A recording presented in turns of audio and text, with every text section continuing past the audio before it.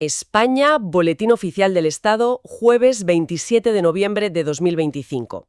Hoy analizamos desde un nuevo acuerdo de navegación con Portugal y la regulación de contratos de formación hasta la creación de un memorial histórico en Vitoria y las detalladas normas del servicio de remolcadores en Almería. Sí, vamos a explorar cómo se materializan las políticas públicas, desde subvenciones directas para fomentar la movilidad sostenible hasta los criterios, a veces sorprendentes, para la provisión de puestos en la administración. Es un buen reflejo de la compleja maquinaria del Estado. Pues empecemos por ahí, por la frontera, por el agua. Me ha llamado muchísimo la atención un acuerdo entre España y Portugal para regular la náutica de recreo en los ríos Miño y Guadiana. Ajá. Y no es un texto genérico, para nada. El nivel de detalle es casi obsesivo. Es que en el derecho administrativo, y más en el internacional, la precisión lo es todo, para evitar conflictos, vaya. El texto no se limita a hablar de barcos. Define embarcación de recreo como aquella entre 2,5 y 24 metros. Sí. Define motonáutica como la que se maneja de pie, sentado o de rodillas. E incluso se toma la molestia de definir los artefactos flotantes o de playa. Ahí quería llegar.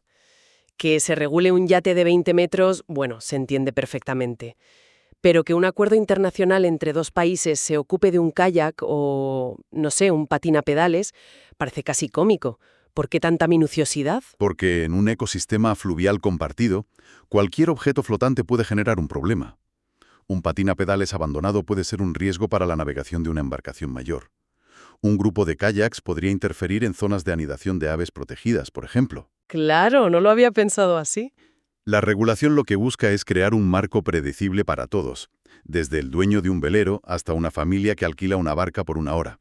Se trata de gestionar el uso compartido de un recurso natural que es, además, muy sensible. Entendido. Y en esa gestión me sorprende una de las infracciones calificadas como muy graves. No es solo navegar borracho o a una velocidad excesiva. El texto subraya específicamente el incumplimiento de las normas de protección del medio ambiente. Le dan una prioridad altísima. Es que esa es la clave del asunto, yo creo. La seguridad en la navegación es importante, por supuesto, pero se da por supuesta. El verdadero punto de fricción en la gestión moderna de recursos compartidos es el impacto ambiental. Ya. Por eso el acuerdo se dota de herramientas muy potentes. Si una embarcación de otro estado comete una infracción grave, las autoridades pueden prohibirle la salida de puerto o incluso incautar la embarcación. Que no es una simple multa, es una medida drástica. Es todo una declaración de intenciones. El mensaje es: nuestras aguas compartidas y nuestro medio ambiente son una línea roja. Es una forma de asegurar que las normas se cumplen, porque las consecuencias de no hacerlo son serias. Es diplomacia y ecología convertidas en reglamento. De la regulación pasamos a la financiación. Hay varios decretos que utilizan una figura que, bueno, siempre genera debate: la concesión directa de subvenciones. Sí, la adjudicación directa. Vemos una para el Observatorio de la Movilidad de la Universidad Politécnica de Madrid y otra para el Centro de Estudios de Transportes del Mediterráneo Occidental. Y me pregunto, ¿no suena esto a evitar la competencia? ¿A darle el dinero a dedo a una entidad concreta? Esa es la pregunta clave y la crítica más habitual a este mecanismo, desde luego. La ley lo permite, pero bajo condiciones muy estrictas. La administración tiene que justificar de forma muy sólida que existe un interés público, social o económico que lo aconseja. ¿Y que la entidad elegida es la única que puede llevar a cabo esa tarea de forma idónea. ¿Y en estos casos, cuál es la justificación? Pues mira, en el caso del Observatorio de la Politécnica, el decreto argumenta que la universidad ya dispone de toda la red de colaboración con las autoridades de transporte metropolitanas de España. Ah, claro. Montar un concurso público para que un tercero cree esa red desde cero sería, según el texto, ineficiente y mucho más caro. Se prima la especialización y la infraestructura ya existente. O sea, se argumenta que son los únicos que de verdad pueden hacer el trabajo bien y rápido. Exacto.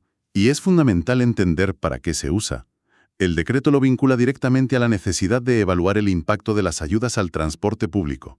Las que se pusieron en marcha por la crisis energética. Eso es, las de la guerra en Ucrania. El Estado invierte miles de millones en bonificar los abonos de transporte y necesita saber si la gente está realmente usando más el metro o el autobús. El observatorio proporciona esos datos. La subvención se presenta no como un regalo, sino como una herramienta indispensable para no tomar decisiones a ciegas. Y en esa misma línea, el Estado no solo actúa en lo práctico, como la movilidad, sino también en lo simbólico. Nos vamos a Vitoria-Gasteiz, con un Real Decreto que otorga una subvención a la Comunidad Autónoma del País Vasco, Sí. para convertir la iglesia de San Francisco de Asís en el memorial de las víctimas del 3 de marzo de 1976. Un proyecto con una carga histórica y emocional inmensa, sin duda. El texto del BOE, como es habitual, describe los hechos de una forma muy fáctica.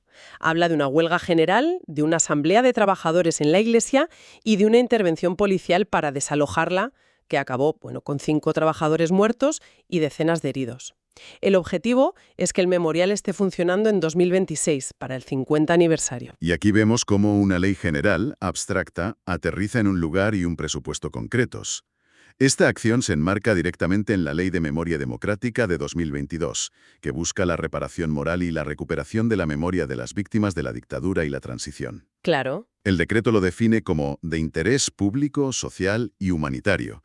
Es la materialización de una política de Estado. Es un ejemplo clarísimo de cómo el Estado usa el presupuesto para materializar una política. Pero el Estado no solo opera en lo simbólico, sino también en lo puramente funcional y de alto riesgo. Y esa misma lógica de control la vemos, llevada al extremo, en este documento sobre los puertos de Almería y Carboneras. El pliego de prescripciones para el servicio de remolque portuario. Aquí es donde la Administración se pone las botas con los detalles. Es que es increíble. Mientras leía este pliego de Almería, hubo un detalle que me dejó de piedra. No es que los remolcadores tengan que ser de bandera española, o que se les exija un sistema antiincendios específico, el tipo FF1. No. Es que el pliego obliga a los remolcadores a tener una zona identificada en el costado específicamente para la recogida de náufragos. ¿Nos damos cuenta de lo que implica? La posibilidad de un rescate humano está integrada por ley en el diseño técnico del servicio. Lo fascinante aquí es que cada una de estas reglas es, en esencia, la cicatriz de un desastre pasado o evitado. La exigencia de un sistema antiincendios específico no es arbitraria, responde a un tipo de fuego que ya ocurrió en algún puerto del mundo. Claro. La zona para náufragos existe porque alguien en algún momento la necesitó y no la tuvo. El BOE no es solo ley, es un registro de lecciones aprendidas a la fuerza.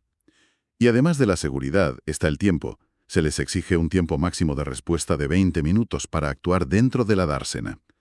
Pero lo que más me choca es el tema económico. Prohíbe explícitamente cobrar sobrecostes por servicio nocturno o en días festivos. Ajá. Exacto. No hay espacio físico ni demanda para 20 empresas de remolcadores en Almería. Si dejas que ese mercado se autorregule, el operador podría imponer tarifas abusivas, sobre todo en momentos críticos como una tormenta o en mitad de la noche. Ya veo. Al fijar unas tarifas máximas y prohibir los sobrecostes, la autoridad portuaria garantiza que el servicio, que es esencial para la economía del país, sea predecible y accesible para todas las navieras, protegiéndolas de una posición de dominio. Es una intervención para corregir un fallo de mercado, en toda regla. De los puertos al mercado laboral. Otro de los grandes temas de hoy es el desarrollo reglamentario de 2 contratos de la última reforma laboral, el de formación en alternancia y el de práctica profesional, que, para entendernos, el primero es el antiguo contrato de aprendiz, pero modernizado para compaginar estudios y trabajo. Y el segundo, para la primera experiencia laboral de un recién titilado. Sobre el papel, la idea es buena. Pero todos hemos oído historias de contratos de formación que en realidad eran solo una excusa para tener mano de obra barata. Sí, claro. El texto ahora obliga a la empresa a crear un plan formativo individual y a asignar un tutor. Pero, siendo cínicos, ¿qué impide que ese plan sea un papel que se rellena una vez y se guarda en un cajón para siempre? Pues la prevención contra ese cinismo es precisamente el núcleo de este nuevo reglamento. El plan formativo no es una declaración de intenciones, es un contrato vinculante. Y el sistema, digamos, tiene dientes. ¿Así? El texto especifica que los servicios de inspección de trabajo pueden verificar el cumplimiento real de ese plan. Y lo más importante, si se demuestra que la formación es inexistente o deficiente, la empresa está obligada a devolver hasta el último céntimo de las bonificaciones a la seguridad social que haya recibido por ese contrato. Ah, amigo, el dinero, Ahí es donde duele. Ese es de mensaje. Si quieres la ayuda del Estado para formar a alguien, más te vale que lo formes de verdad. Se busca pasar de un modelo de subvención al empleo a un modelo de inversión en la cualificación de los trabajadores. El tutor y el plan son las herramientas, y la posible sanción económica es el incentivo para que se usen correctamente. Y si el sector privado tiene estas reglas, el sector público también tiene las suyas y son igual de reveladoras. Hay varias convocatorias para la provisión de puestos de funcionarios, y me fascina ver los baremos, los méritos que se puntúan. Porque te dicen qué valora la administración como empleador más allá de la pura capacidad técnica. Totalmente. Y aquí destacan la valoración explícita de la conciliación de la vida familiar y laboral. Se dan puntos por el cuidado de hijos menores de 12 años, pero también por el cuidado de otros familiares. Y la precisión es milimétrica. 4 puntos por el cuidado de un familiar de primer grado, 2 puntos por uno de segundo. Lo que vemos aquí es la incorporación de políticas sociales de forma transversal en la gestión de los recursos humanos del Estado. No es un departamento de igualdad por un lado y uno de función pública por otro. Es la función pública la que asume como objetivo propio facilitar la conciliación. Es predicar con el ejemplo, ¿no? En teoría, sí. Es una forma de hacerlo, y teóricamente de retener talento que de otra forma podría abandonar por no poder compatibilizar su vida personal y profesional. Y para terminar, la que para mí es la joya del día. Un detalle encontrado en la modificación del convenio colectivo de RTVE, la cláusula de desempate en los procesos de selección. Sonríe. A ver. La pregunta es, ¿qué pasa cuando 2 o más personas clavan la misma puntuación final? Imagino que en una empresa privada a menudo entraría en juego la subjetividad del entrevistador final, o algo así. Pues aquí no hay espacio para eso. Hay un orden de prelación matemático. Primero, a igualdad de puntos, tiene preferencia la persona con discapacidad. Lógico. Si el empate continúa, la segunda en la lista es la víctima de violencia de género.